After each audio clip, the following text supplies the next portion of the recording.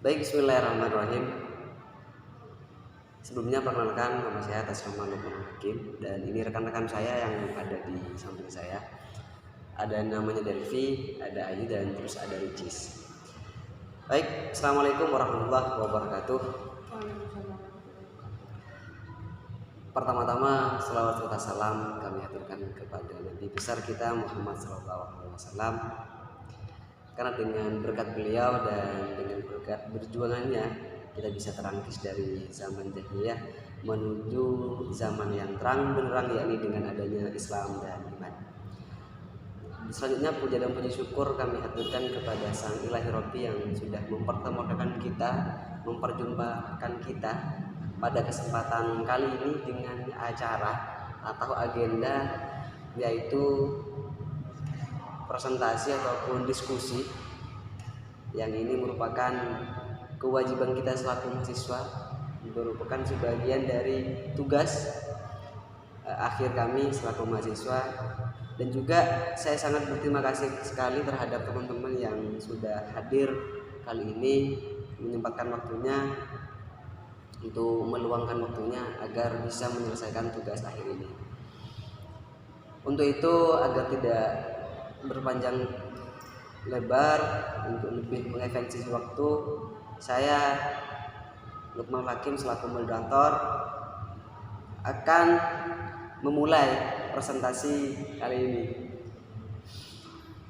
Sebelumnya, judul kami untuk kali ini adalah, dari presentasi kami ataupun dari diskusi kali ini adalah pembayaran SPP dan pembelajaran daring, yang mana pada kesempatan kali ini sekitar pada tahun 2019 silam kita membayar SPP dari mulai kita masuk kampus, awal masuk kampus sampai sekarang itu kita membayar SPP. Cuman di saat ada kendala atau wabah Covid yang melanda pada waktu itu, kita masuk kampus dengan cara daring. Maksudnya masuknya itu melalui HP atau semacam jenis elektronik.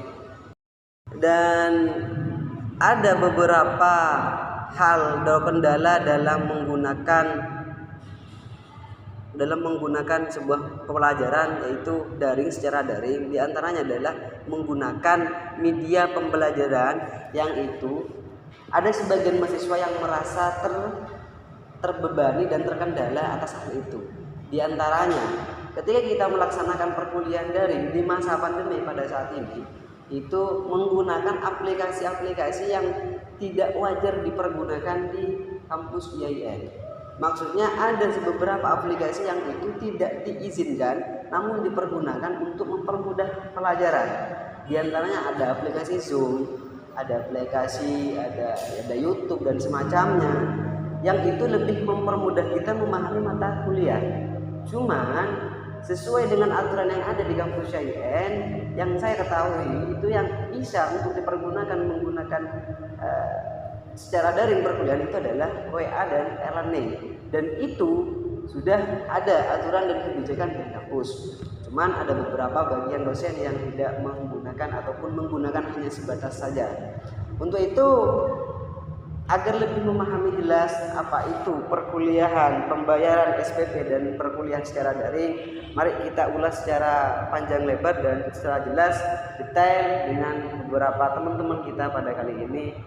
Rekan-rekan saya adalah, mungkin saya akan berikan langsung kepada saudari Ricis yang akan memaparkan langsung mengenai pembayaran SPP dan pembelajaran daring. Saya persilakan. Baik, terima kasih kepada moderator. Jadi di sini saya akan menjelaskan secara singkat saja pengertian dari daring. Nah, menurut KBBI di sini itu yang artinya daring itu terhubung melalui jaringan komputer, internet dan juga sebagainya. Nah, jadi pembelajaran di sini ini dosen, siswa dan juga mahasiswa itu dilakukan secara daring, termasuk dalam pemberian tugas-tugas. Nah, daring di sini singkatan dari dalam jaringan. Nah, artinya pembelajaran yang menggunakan aplikasi maupun jejaring sosial. Jadi, metode pembelajarannya ini menggunakan seperti Zoom, seperti Google, seperti intinya yang berbasis internet dan juga learning seperti itu. Nah, di sini pembelajaran daring ini merupakan pembelajaran yang menggunakan jaringan internet dengan aksesibilitas, fleksibilitas, dan juga kemampuan untuk memunculkan berbagai jenis interaksi pembelajaran. Nah, tentunya saat kita mengikuti pembelajaran daring ini, banyak sekali kendala-kendala yang ada di dalamnya, seperti yang pertama mengenai pembayaran SPP. Nah, di sini seluruh mahasiswa juga harus melakukan pembayaran agar dapat mengikuti pembelajaran. Tetapi di sini juga ada penurunan SPP.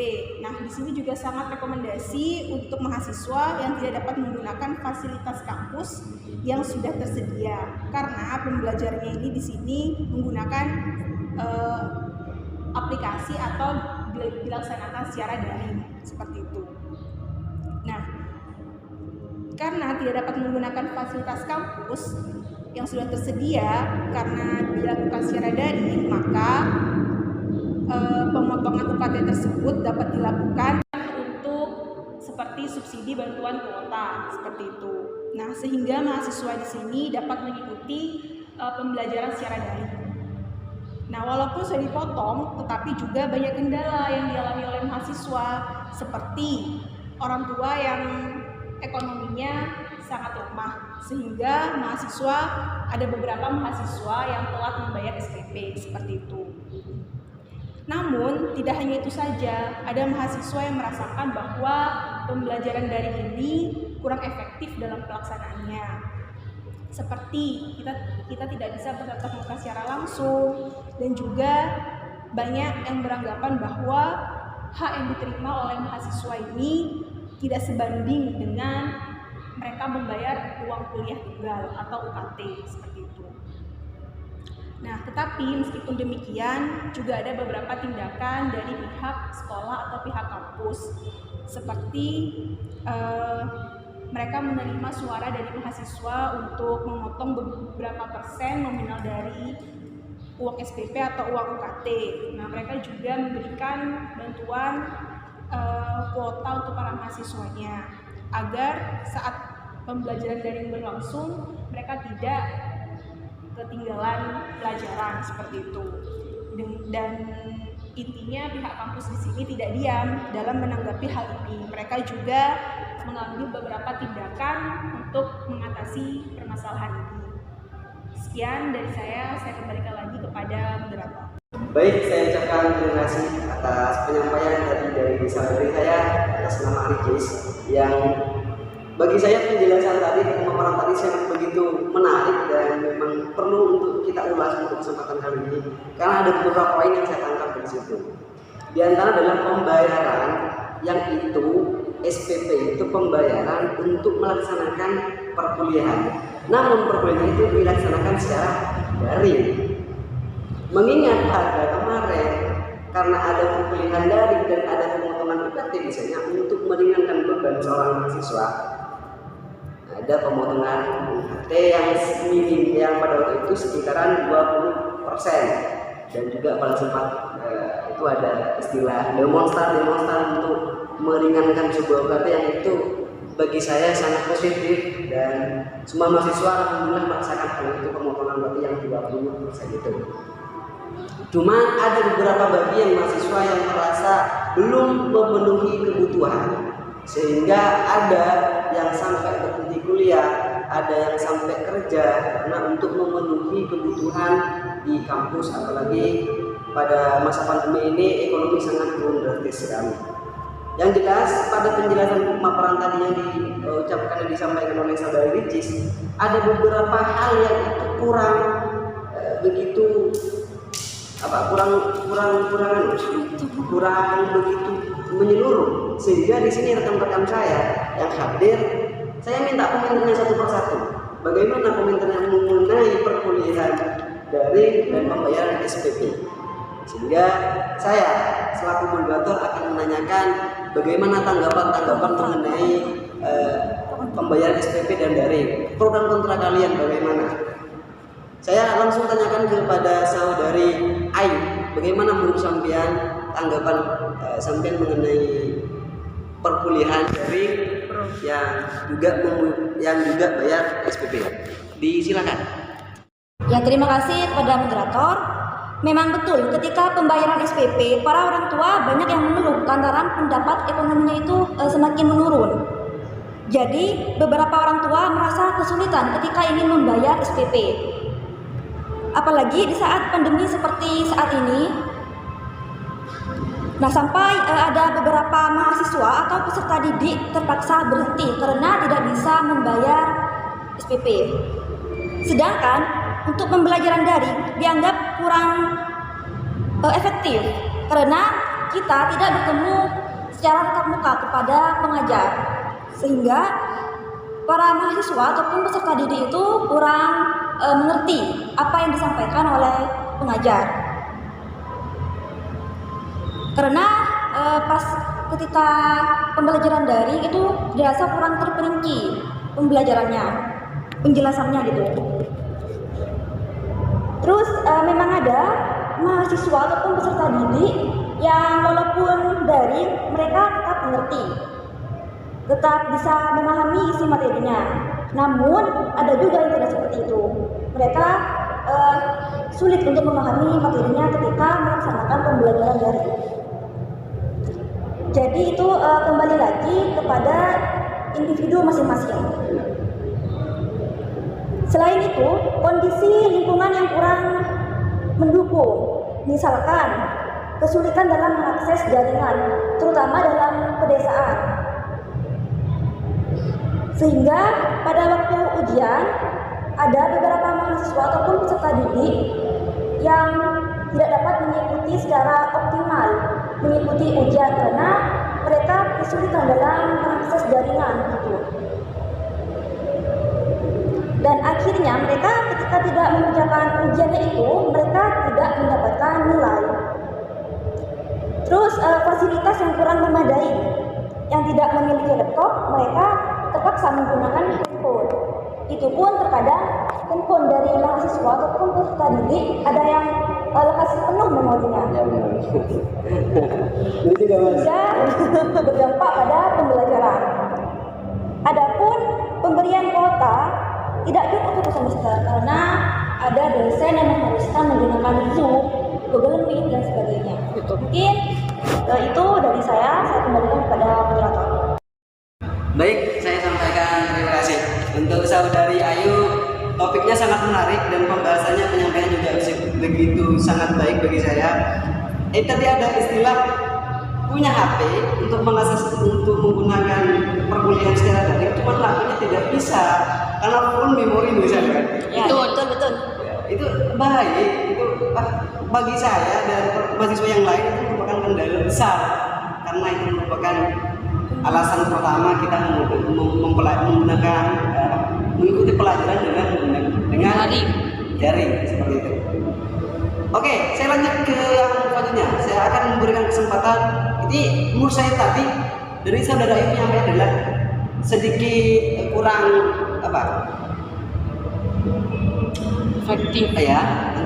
Penyampaian tadi dari Ayu bagus dan memang menarik, sehingga saya akan lebih panjang lebar lagi mengenai hal ini, mengenai perkuliahan daring dan pembayaran SPP. Jadi saya minta kesempatan lagi, saya minta waktu lagi terhadap saudari kami yang selanjutnya adalah saudari Dwi Rianita. Kepadanya kami silakan. Sebelumnya terima kasih kepada Bapak Moderator. Di sini saya pulang sependapat dengan pendapat dari Mbak Ayu Ramadayanti.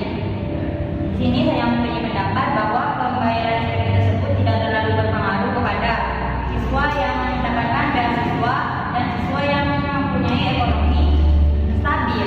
Karena apa? Karena bagi siswa yang mendapatkan beasiswa, mereka tidak perlu membayar SPP karena SPP tersebut sudah ditanggung oleh pihak kampus maupun pemerintah. Sedangkan bagi siswa yang mempunyai ekonomi stabil, mereka tidak perlu khawatir lagi. Karena apa? Orang tua mereka tersebut sudah mempunyai pendapatan yang cukup memadai.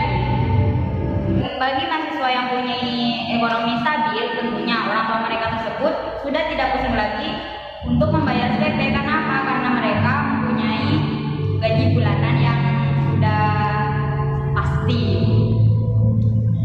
Terkait pembelajaran daring, tentunya banyak hal positif juga yang didapatkan oleh mahasiswa. Yang pertama, tidak mempunyai uang saku. Karena apa? Karena mahasiswa tidak perlu ongkos. Yang kedua, pembelajaran daring di sini bisa dilakukan di mana saja.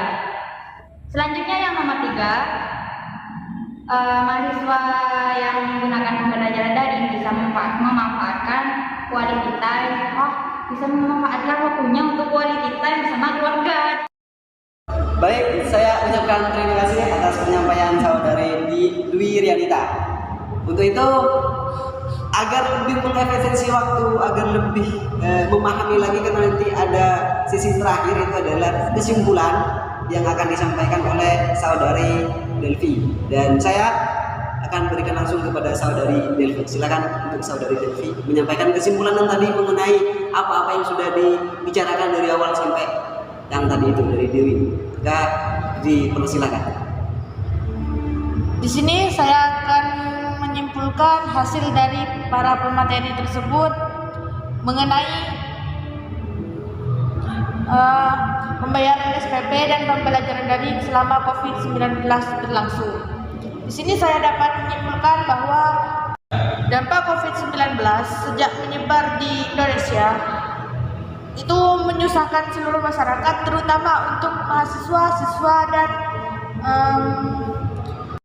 dampaknya itu pada bidang pendidikan, yaitu fasilitas mahasiswa itu tidak mendukung secara keseluruhan, terutama untuk mereka yang berkuliah atau mahasiswa. Kesimpulannya yaitu dengan adanya dampak COVID-19 yang saat ini sudah menyebar di seluruh masyarakat Indonesia, dan salah satu dampaknya itu pada bidang ekonomi yang mengharuskan para siswanya untuk belajar dari rumah dan melakukan kegiatan pembelajaran secara daring, dan juga permasalahan untuk orang